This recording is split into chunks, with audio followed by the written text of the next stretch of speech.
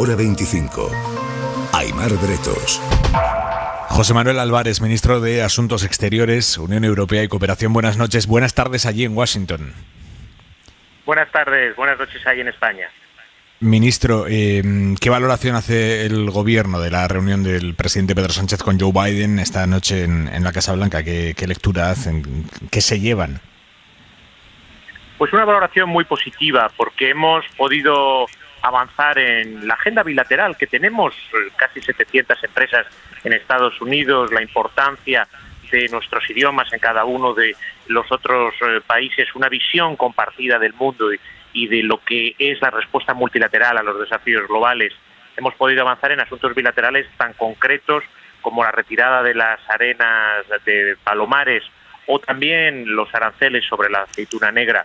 Hemos podido también constatar cómo estamos unidos en la defensa de la democracia en el mundo, en rechazar la agresión ilegal de Rusia a Ucrania y también cómo estamos de acuerdo en que hay que unir esfuerzos en la lucha contra el cambio climático para que Latinoamérica sea un continente de futuro o también para ofrecer financiación internacional a través de los organismos multilaterales a los países que lo necesitan en estos momentos de crisis mundial.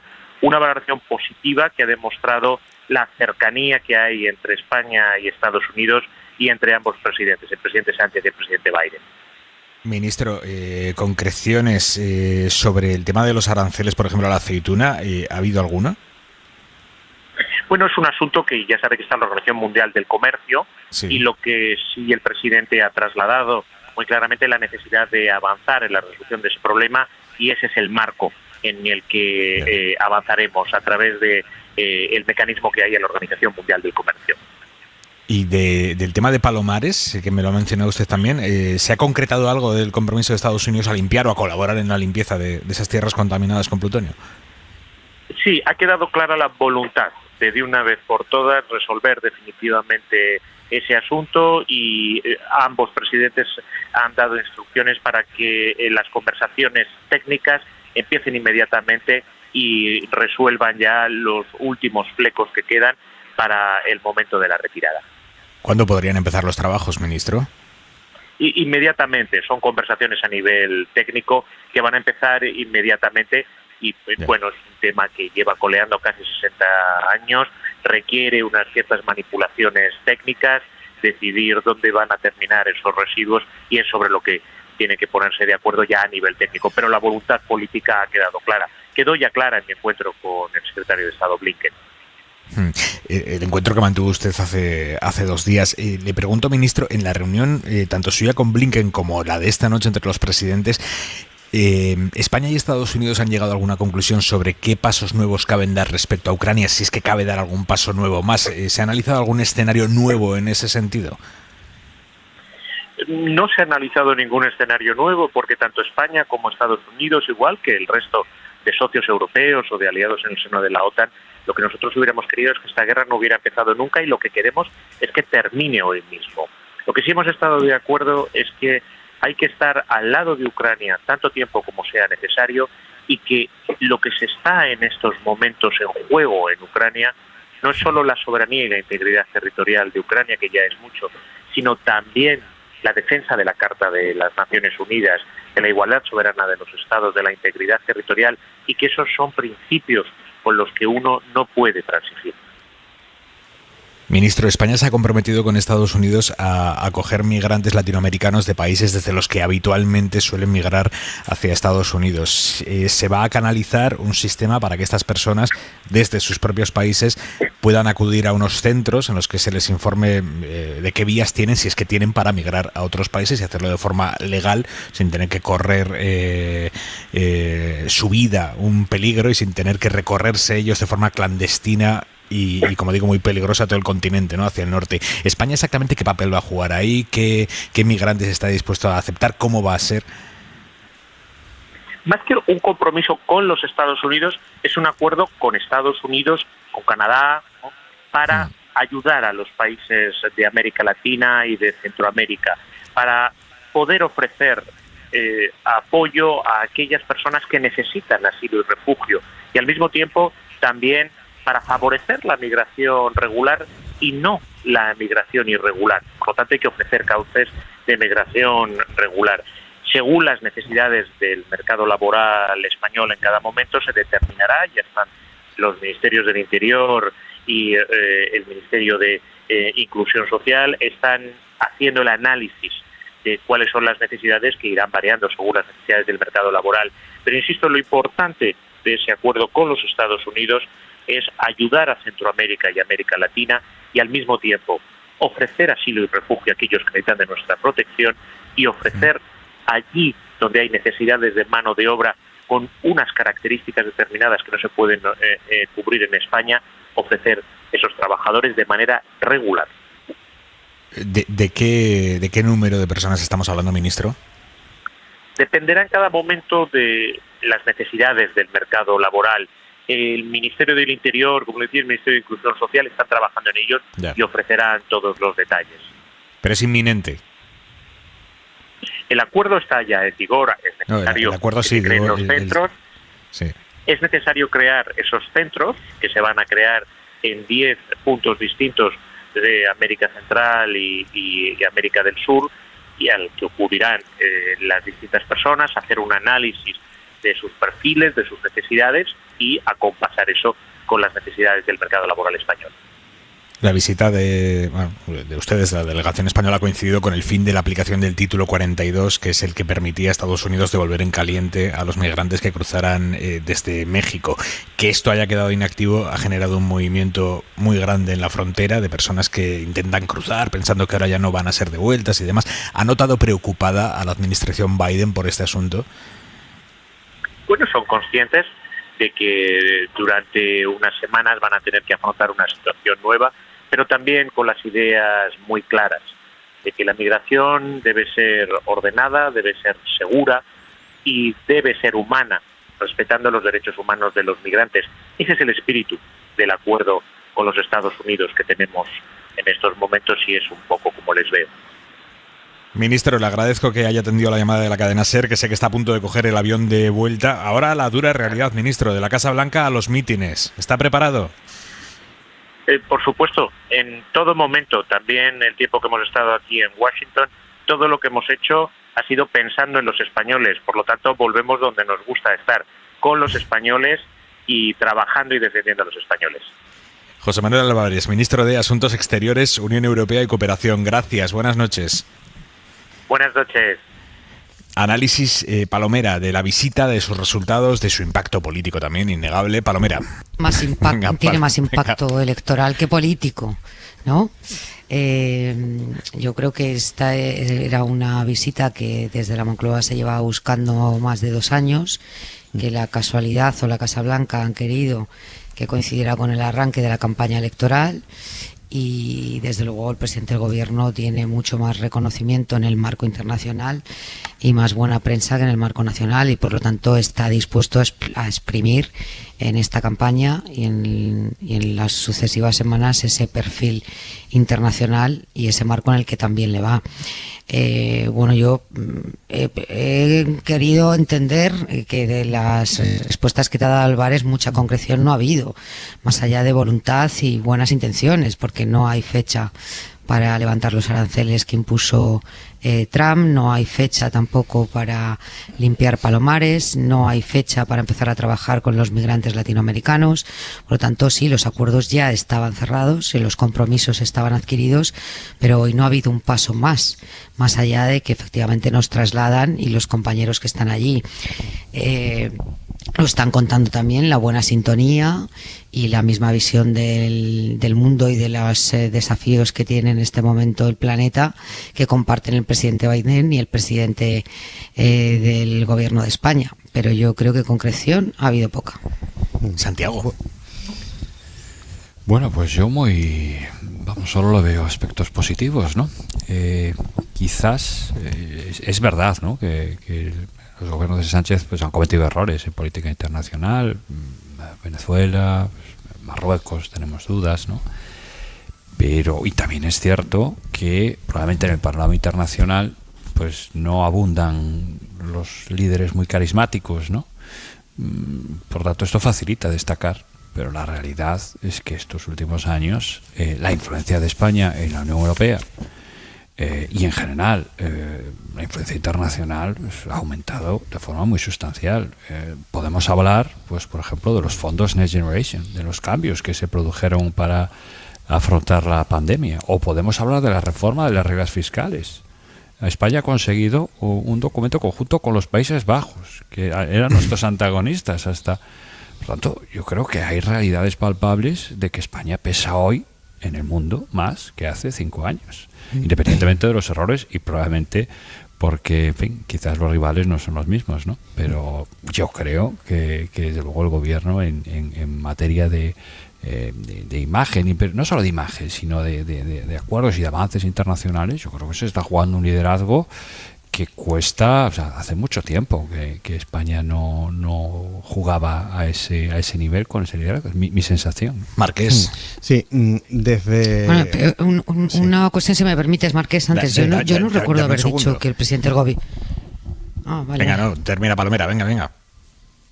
No, que no recuerdo, por responder a Santiago, haber dicho que el presidente del gobierno no tuviera liderazgo internacional, todo lo contrario, y que no haya estado a la cabeza de los cambios en el paradigma de las reglas fiscales en Europa, y que haya sido decisivo en la negociación de los fondos Next Generation, y que muchas de las decisiones que se han tomado en Bruselas respecto a la curva inflacionista para contener el precio del gas y de la electricidad no hayan tenido al presidente del gobierno como protagonista. Pero creo que hoy estábamos hablando de los resultados que ha habido en la bilateral de la Casa Blanca.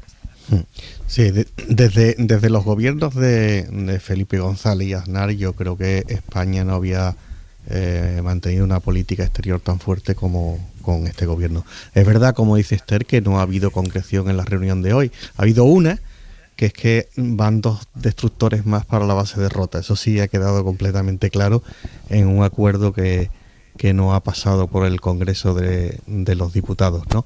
Pero yo creo que la política exterior del gobierno de Pedro Sánchez es un éxito. Y es un éxito por 2 razones. Una, porque lo ha sabido aprovechar, un éxito personal de él. Yo creo que tiene una vocación internacional y la ha aprovechado bien. Y después, en Europa, nuestros, no digo competidores, pero sí los dos países que teníamos por delante, que ejercían un liderazgo, como Italia y como Francia, pues han entrado en malos momentos, ¿no? Por las razones que sea. Y yo creo que España ha hecho bien en colocarse manteniendo ese liderazgo junto con Alemania, y es Pedro Sánchez hoy por hoy una de las figuras visibles, de los pocos líderes que hay en la Unión Europea, tras unos momentos de duda por el gobierno de coalición que mantenía con Podemos. Yo creo que su política respecto a Ucrania ha sido la misma que el resto de la Unión Europea y la de Estados Unidos. La de la Unión Europea muy valiente. De hecho, Rusia comienza lo que llamaba esa operación especial, creyendo que la Unión Europea se iba a disolver como un azucarillo y que iban a existir unas luchas internas y no permitiría tener una postura común. Creo que eso se solventó. Ahora, yo lo que no sé y me pregunto es qué efecto electoral tiene eso. Indudablemente es mejor tener buenas relaciones en el exterior y tener liderazgo internacional que no tenerlo, pero de ahí a ser concluyente para la campaña de las elecciones generales, ya veremos. No obstante, le queda a Pedro Sánchez todavía un semestre de presidencia europea que, como podréis imaginar todos vosotros, lo va a aprovechar igual que Macron lo aprovechó en su reelección. Yo creo que es un momento de lanzamiento de esa figura internacional, pero bueno, ocurre paradojas de la política. Gorbachev era un tipo queridísimo en el mundo entero y era odiado en Rusia, ¿no? Esas cosas ocurren. Hablando de cuestiones europeas, esta semana el Europarlamento ha votado en contra de rescatar con dinero público un fondo de pensiones privadas para eurodiputados. Es un fondo que acumula un déficit de 379 millones de euros La semana pasada Ángel Munarriz, el jefe de investigación de Infolibre, colaborador de Hora 25, nos contaba aquí cómo este fondo se gestiona desde Luxemburgo. Es un fondo al que pudieron unirse los eurodiputados entre 1991 y 2009. Hay más de 900 eurodiputados beneficiarios de ese fondo privado, entre ellos casi 100 españoles. Lo que pasa es que el fondo, por lo que nos explicó Munarriz, debía estar mal diseñado en su momento y tiene un déficit tremendo, 379 millones de euros. Y si no se hace nada, quebrará en 2025. Y ahora hay que tomar una decisión de qué hacer con él, si rescatarlo con dinero público o no. Bueno, pues la Eurocámara ha aprobado esta semana por amplia mayoría un informe que aboga por no rescatar con dinero público esas pensiones privadas de sus señorías europeas. Pero, y aquí está la noticia, el PP votó en contra del punto concreto que impediría que los contribuyentes termináramos pagando esa fiesta de pensiones privadas para eurodiputados. O sea que el PP sí contempla esa opción del rescate público al fondo de pensiones privadas para eurodiputados. Y entre los que se posicionaron a favor de contemplar esa opción del rescate público, hay 3 eurodiputados del PP español que tienen contratado ese fondo de pensiones. La primera es Pilar del Castillo, el segundo es Francisco Millán, y el tercero, un gran conocido de los oyentes de este programa, José Manuel García Margallo. Fondo de pensiones privado para sus señorías, y los eurodiputados del PP no ven mal rescatarlo con dinero público, Marqués. Bueno, es verdad que hay muchos más diputados. ¿Acordáis la polémica que hubo con Rosa Díez en su día? Porque también era beneficiaria el actual este ministro fondo. Luis Planas es beneficiario, no, vamos a ver, Borrell es beneficiario de este fondo. Vamos a ver, los eurodiputados están pagados magníficamente bien, pero magníficamente bien, mejor que cualquier otro cargo público en España, hasta tal punto de que aquellos que marchan a Europa nunca se quieren venir, porque pasan 2 o 3 legislaturas y llegan con la vida resuelto. Sus partidos se los han mandado a Europa, habitualmente tampoco los quieren recuperar, ¿eh? Bueno, Aimar, pero vamos a ver, que son 8.000 o 9.000 euros al mes. No, ¿eh? que sí. Pero vamos, lo que quiero decir es que no vamos a llorar porque no tengan un añadido a su pensión, porque además ya tienen la pensión española. Esto es un añadido a su pensión. Yo desde luego estoy en contra de que más dinero de la Unión Europea se destine a rescatar este fondo. Munarriz, yo lo oí, decía que estaba mal diseñado. Yo creo que los fondos de pensiones, cuando son privados, también pueden incurrir en déficit. Ese es el gran problema de la apuesta privada por una jubilación. Yo tenía un fondo de pensiones al principio, cuando empecé a trabajar, que lo congelé hace ya mucho tiempo y ya no he vuelto a ponerle nunca más dinero, y el saldo en estos momentos es de menos 1.000 euros. Es decir, que he perdido dinero, y te puedo asegurar que lo dejé, que comencé a meter unas cantidades hace como 30 años. Es decir, ese es el riesgo, y esa es la garantía del servicio de pensiones públicas, que como ha dicho el profesor, es el tercer pilar del estado del bienestar. Ese sí Santiago, que no te va a fallar. Sí, bueno, yo lo primero, conocer el nombre del gestor del fondo para no invertir ahí, o sea, sin ninguna duda, ¿no? Y lo segundo, pues que es muy evidente, ¿no? Pues, en el fondo, oye, se ha gestionado mal, pues habría una comisión, habría parlamentarios que deberían estar controlando, no han hecho su trabajo como controladores, bueno, pues ahora, en fin, que paguen con las consecuencias, ¿no? Sí. Lo que me llama la atención es que personas implicadas directamente hayan votado esto. Lo normal sería, ¿no? Que, bueno, pues si me afecta, pues digo que claro, yo no voto, ¿no? Oiga, esto me afecta a mí personalmente. Palomera. Bueno, yo empiezo por decir que no entiendo por qué con el dinero de los contribuyentes europeos hay que pagar un fondo privado de pensiones a los parlamentarios europeos, que tienen ya de por sí un sueldo bastante notable. Esta polémica me recuerda mucho a la que vivimos aquí en el Congreso de los Diputados, no sé si la recordáis, cuando hace años, siendo el tristemente desaparecido Manuel Marín, presidente del Congreso de los Diputados, decidió aprobar unas nuevas prestaciones sociales para todos los diputados y senadores, que consistía en que, además de tener un fondo privado de pensiones, solamente con que estuviesen desempeñando la labor parlamentaria durante 11 años, tenían derecho a la pensión máxima de jubilación. Aquello se mantuvo durante años a pesar del escándalo que suponía, y con motivo de la anterior crisis económica, cuando se congelaron los sueldos de los funcionarios y hubo el mayor recorte de gasto social que hemos tenido en democracia en el año 2010, pues creo que era presidente del Congreso, José Bono, decidió suprimir aquellos privilegios que tenían los parlamentarios españoles, que por cierto tienen otros también, O sea, aquel se suprimió, pero tienen otros muchos. Por lo tanto, no entiendo por qué hay que pagar con dinero público este tipo de prestaciones sociales para unos señores que considero que están suficientemente bien pagados y que pueden costearse su fondo de pensiones de su propio bolsillo. Nos queda nada ya para abrir el larguero en este viernes. Álvaro Benito, buenas noches. ¿Qué tal, Aimar? Buenas noches. Ha ganado el Mallorca 1-0 al Cádiz. Está a punto de acabar la Liga. Gol de Maffeo en el minuto 16. El Mallorca está prácticamente salvado, mientras que el Cádiz se mete en una situación bastante complicada. En segunda división también se ha disputado un partido. A punto de finalizar el Burgos 0, Leganés 3. El equipo pepinero de la Comunidad de Madrid cerca de esa Barça. Y hoy hemos conocido, Aimar, oyentes de Hora 25, que habrá clásico este verano en Dallas.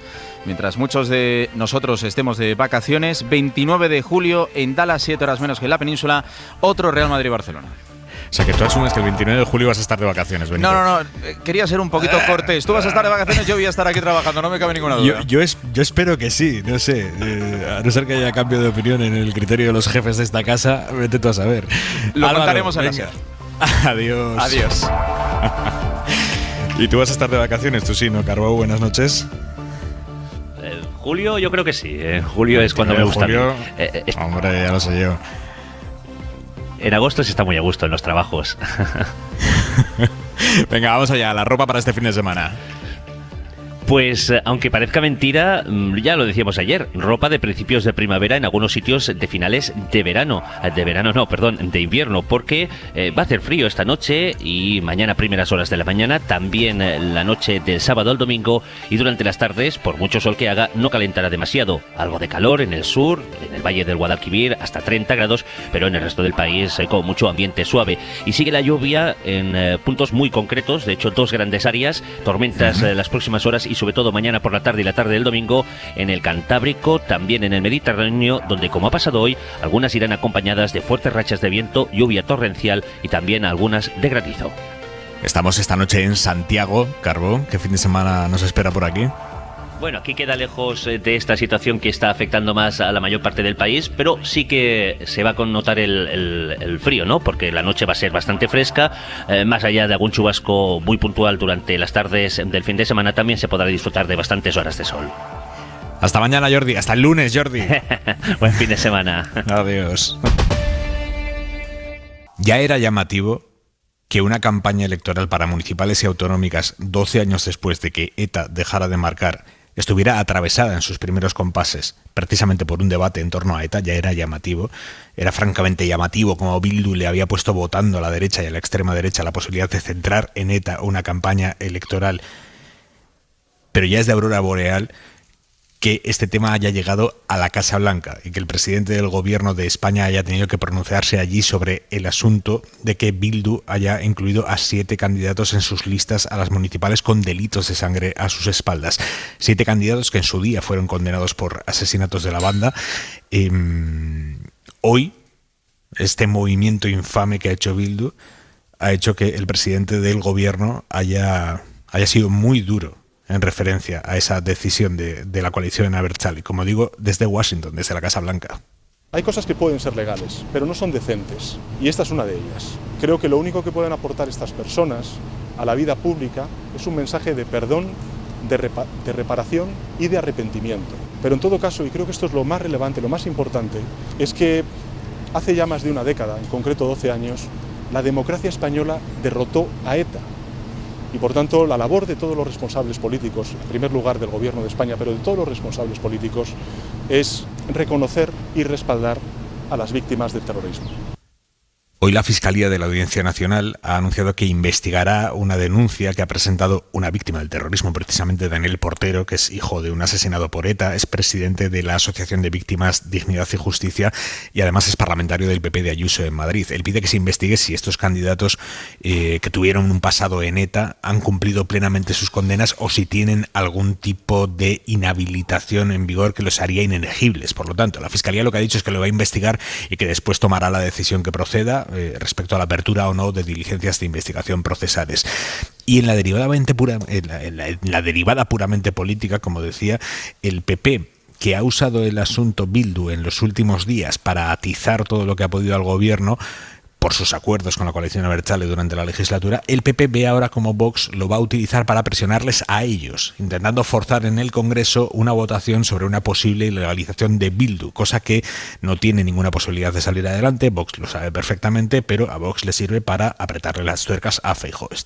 Este es el resumen de situación. Sara Selva, buenas noches. ¿Qué tal, Aimar? Buenas noches. Están PP y Vox disputándose la utilización partidista de la decisión de Bildu para cargar contra el gobierno. Los dos peleándose por ver quién hace suya esa bandera. Vox, en la que el partido socio del gobierno tiene 44 terroristas, 44 asesinos en sus listas. Con la intención de presionar al PP. Hoy mismo Vox ha presentado en el Congreso de los Diputados una iniciativa para que se inste la ilegalización inmediata de Bildu. Y todos los partidos tendrán que votar y tendrán que retratarse. Saben que esa votación no va a llevar a nada, pero quieren apretar al PP, que no llega tan lejos, no pide la ilegalización. De verdad que a ningún candidato del Partido Socialista le queda un ápice de dignidad para decir o rompemos con Bildu o nos vamos del PSOE. Lo que busca Feijóo es presionar al PSOE. No se puede aceptar. Y a los varones socialistas más críticos con Pedro Sánchez. No he visto levantar la mano en el Comité Federal del Partido Socialista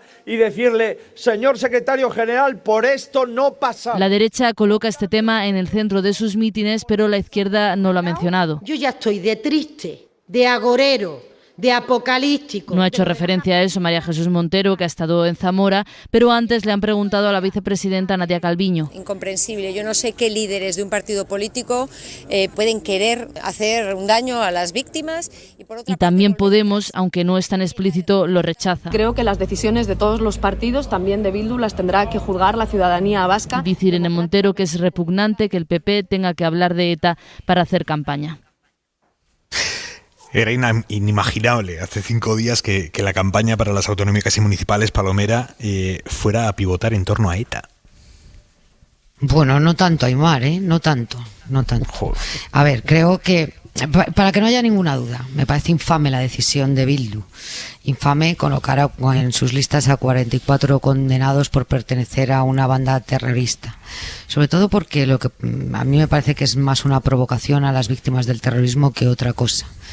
Pero tan infame me parece esto como que el Partido Popular, siempre que hay una campaña electoral, utilice el comodín de ETA para hacer política partidista a su conveniencia. Y te digo que no me sorprende tanto porque si echamos la vista atrás, el terrorismo, haya estado presente o ausente de la vida de los españoles, siempre ha sido blandido por el Partido Popular y por las derechas como arma arrojadiza en todas las campañas electorales. Y más si los números no le daban como inicialmente esperaba. Es decir, si la demoscopia no le era favorable, la utilizaban con más contundencia. Se usó en los tiempos de Felipe González, en aquella última legislatura entre el 93 y el 96. Desapareció, por supuesto, la utilización del terrorismo cuando gobernaba José María Aznar y cuando el PP prometía generosidad con la banda terrorista si dejaba de matar. Volvió con los gobiernos de José Luis Rodríguez Zapatero y regresa de nuevo ahora con Pedro Sánchez. Yo más bien creo que el Partido Popular, en esta competición con Vox, pero que ayer fue, antes de las declaraciones de Vox, igual de contundente que lo ha sido hoy, lo que tiene es un problema de relato en esta campaña. Tiene un problema de relato ante ese supuesto tsunami que iba a venir con el deterioro de la economía y que no ha llegado. Tiene un problema de relato porque es la izquierda quien está marcando la agenda de la campaña con los temas que realmente interesan a los ciudadanos, como pueden ser la vivienda, las ayudas sociales, etcétera, etcétera, etcétera, y no termina de instalar ningún mensaje durante la precampaña. Desde luego no lo ha conseguido. Nadie recuerda una sola propuesta en positivo que haya hecho el Partido Popular más allá de la derogación del sanchismo, y por tanto, una vez más, de forma recurrente y desde mi punto de vista nauseabunda, resucita a ETA, que afortunadamente desapareció o dejó de matar hace 10 años y desapareció definitivamente de nuestras vidas hace más de 5. Márquez. El Bildu ha sido el comodín del público en esta campaña. Desde hace un mes, de una manera clara, el gobierno viene marcando la agenda política de este país, con medidas que pueden ser más o menos acertadas, pero está claro que ha marcado el debate. Lleva la iniciativa y eso le obliga a Feijóo a estar en un segundo plano, chupando ruedas, y en una situación que es un poco la antesala del quedarse descolocado. El tema de la vivienda, esta semana ha sido el de la sequía, para la semana que viene también la maquinaria de Moncloa está pensando en otro tema que está prácticamente hecho, y en este contexto surge Bildu, como muchos veranos surge el tema de Gibraltar, que también es un comodín que suele utilizar el Partido Popular contra el gobierno. Curiosamente siempre es así, o sea, el tema de Bildu como el tema del terrorismo lo utiliza el PP contra el PSOE, estén donde estén cada uno de los partidos, ¿no? Creo que Bildu ha tomado esta decisión, que a mí me parece una decisión deleznable y que dice muy poco de Bildu. Yo creo que lo ha tomado porque supongo que también en el País Vasco hay una factura para Bildu a cuentas de sus acuerdos con el Partido Socialista, y yo creo que hasta el final de la campaña, si no surge otro tema más, el PP y Vox van a sacar este asunto, porque es el marco en el marco nacional donde se mueve bien, es verdad, porque Bildu es socio del gobierno, porque aprueba leyes con ella, pero se mueve muy bien el PP en este marco electoral, y sobre todo porque no tiene otro, más allá de sus alcaldes. Sí, no, efectivamente no tiene otro, pero vamos a recordar qué iniciativas, cuando decimos, es que Bildu es socio de Sánchez. Bueno, ha aprobado leyes. Dentro de 3 días podremos oír incluso al Partido Popular decir que Bildu está sentado en la mesa del Consejo de Ministros. Bueno, y hemos escuchado a decir que Otegi es el que marca el precio de las viviendas en España. Vamos a recordar. Sí, compañeros en Madrid, tenemos por ahí ese audio de la consejera de Vivienda de la Comunidad de Madrid, lo hemos emitido a las 8 de la tarde, lo tenemos que tener por ahí, el audio de la consejera de Vivienda de Ayuso, diciendo que es Otegi quien marca los alquileres. Vamos a escucharla. En España, hasta 2021, el precio del alquiler de una vivienda era libre. Lo pactaban entre el propietario y el inquilino. En 2022, el precio de la vivienda quedó intervenido por Sánchez. Y en 2023, es Otegi el que fija el precio del alquiler de la vivienda. Pues esto, ¿no? Claro, pues nada, esto ya está sentado en el Consejo de Ministros, Otegi está. Bueno, yo quiero recordar, por si alguien lo ha olvidado, que Bildu no votó la investidura de Pedro Sánchez, se abstuvo, es verdad que fue decisiva esa abstención, pero no votó la investidura de Pedro Sánchez. Y también tenemos que explicar cuáles son las iniciativas que Bildu ha votado con el Partido Socialista en esta legislatura, o las iniciativas que ellos mismos han impulsado en el Congreso de los Diputados, y que tienen que ver todas con políticas sociales. Es decir, yo prefiero a Bildu en el Congreso de los Diputados defendiendo la ley de vivienda o la reforma de las pensiones o cualquier otra iniciativa social, a hablar de independencia o de soberanía o de reconocimiento de los derechos de los presos etarras. Y esto, afortunadamente, ya no lo escuchamos desde hace 4 años en el Congreso de los Diputados.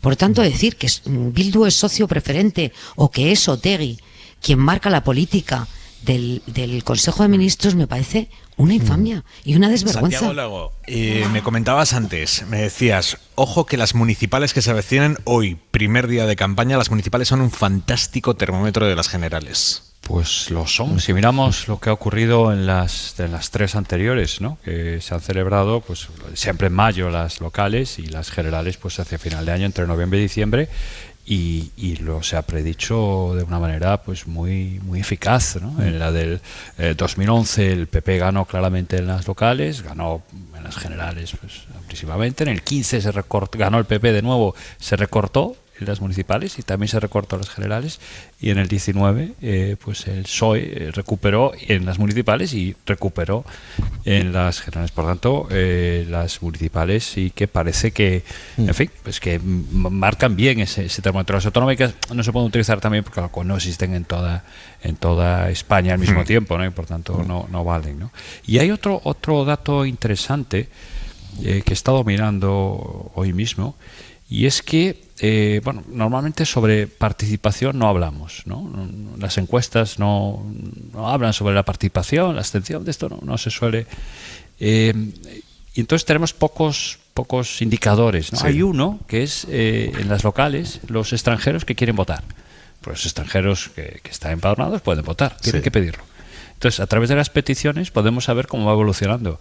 Y la realidad es que mirando los datos para Cataluña, prácticamente ha caído a la mitad los extranjeros que quieren votar el 23 respecto al 19, ¿no? Esto puede quizás darnos una idea de que a lo mejor la movilización hoy está por debajo, ¿no?, de lo que podría estar en el 2019.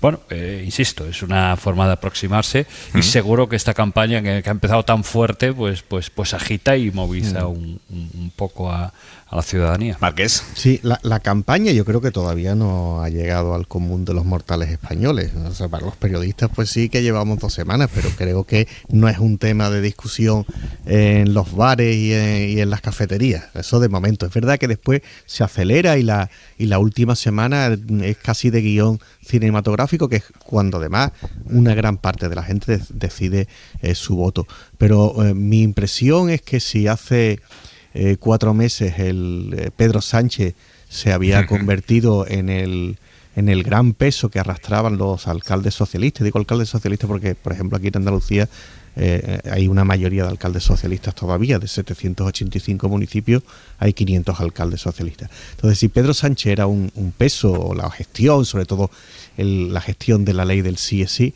yo creo que esto ha cambiado, y desde luego se ve en el ánimo de los cuarteles generales del Partido Socialista, hasta tal punto que aquí en Andalucía el PSOE sigue manteniendo que puede ganar por votos al Partido Popular.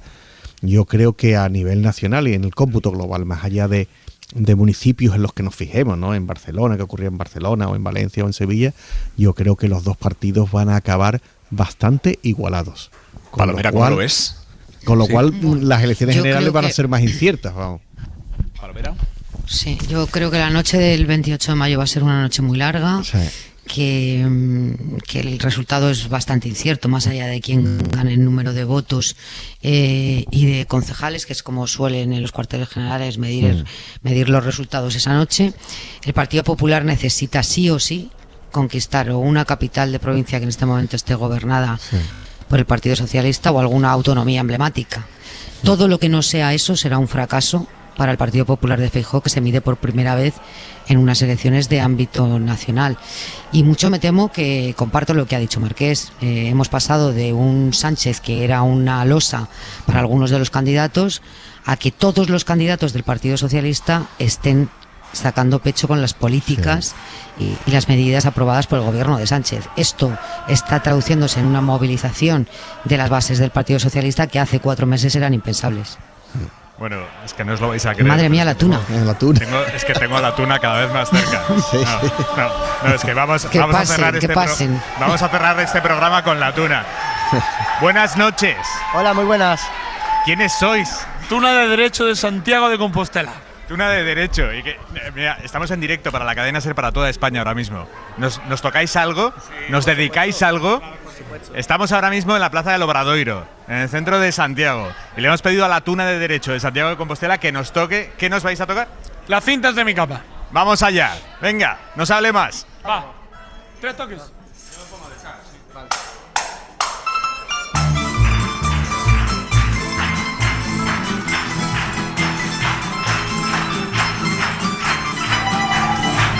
Esto sí que es un giro de guión, ¿eh? Esto no se lo esperaba a nadie.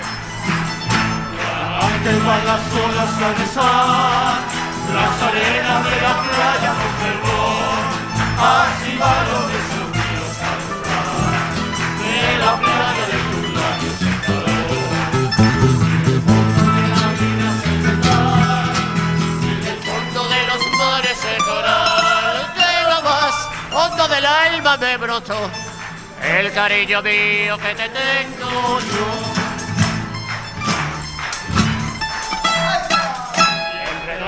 En el viento van las cintas de mi capa y cantando a coro dice: quiéreme, niña del alma. Con las cintas de mi capa estudia en ti, y un repique de campanas, agua cuando yo te rondo a ti. ¡Olé! ¡Bravo! La Tuna de Derecho de Santiago de Compostela cerrando esta edición especial de Hora 25 para toda España desde el Obradoiro. Señores, nos volvemos a escuchar el lunes. Descansen, buen fin de semana. Gracias, esa Tuna grande. Suscríbete a Hora 25. Todos los episodios y contenidos adicionales en la app de Cadena SER y en nuestros canales de Apple Podcast, Spotify, iVoox, Google Podcast y YouTube. Escúchanos en directo en la SER de lunes a viernes a las 8 de la tarde. Cadena SER. La radio.